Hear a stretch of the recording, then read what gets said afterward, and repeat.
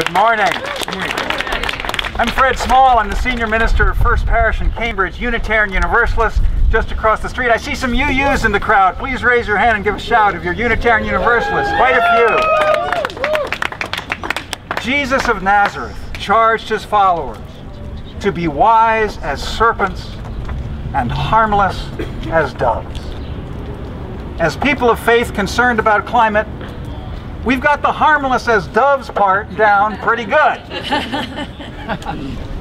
Our opponents have been serpentine. The Koch brothers bankroll the Tea Party.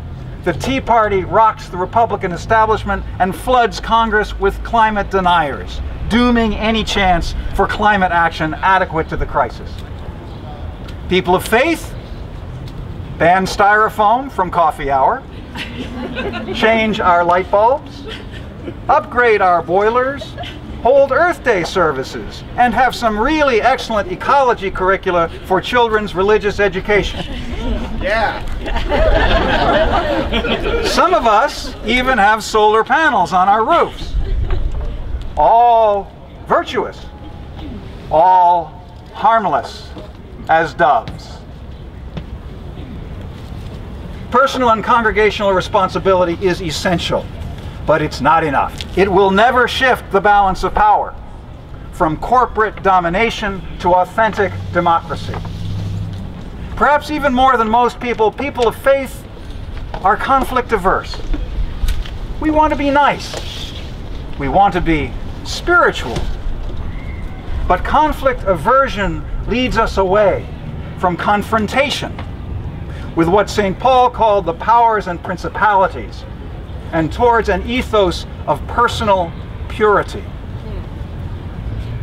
A century ago, the social gospel movement challenged Christianity's obsession with personal redemption.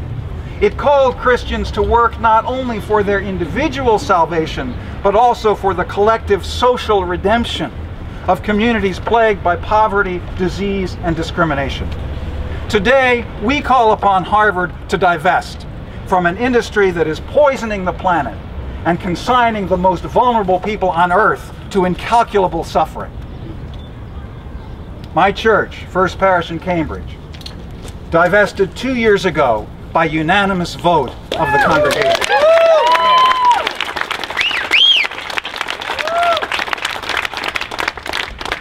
Last year, I helped negotiate the divestment resolution passed by the Unitarian Universalist Association. Before this week is out, I may go to jail for divestment. But as religious activists, we cannot stop at divestment. If we stop at divestment, divestment becomes yet another posture of moral purity. That's right. We must move from divestment into political action to defeat the fossil fuel industry, even as divestment weakens and discredits it. There's a bill pending right now in the Massachusetts legislature to divest the Commonwealth from fossil fuels. There's a bill for a revenue-neutral carbon fee and rebate. There's a bill for property-assessed clean energy, or PACE, that would immediately finance renewable energy efficiency and conservation upgrades to buildings through an assessment added to the property tax, stretching payment out over decades, and so making those improvements affordable to regular folks. Prayer is not going to pass these bills. Personal purity is not going to pass these bills. Only political activism can pass these bills. Ultimately, only political activism can bring about the systemic changes the climate crisis demands. Changing a light bulb is good. Changing a senator is better.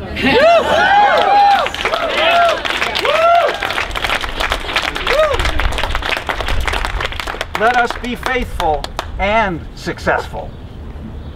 Let us be personally responsible. Let us divest. And then let us take our prayer out of our houses of worship and into the halls of political power. Thank you.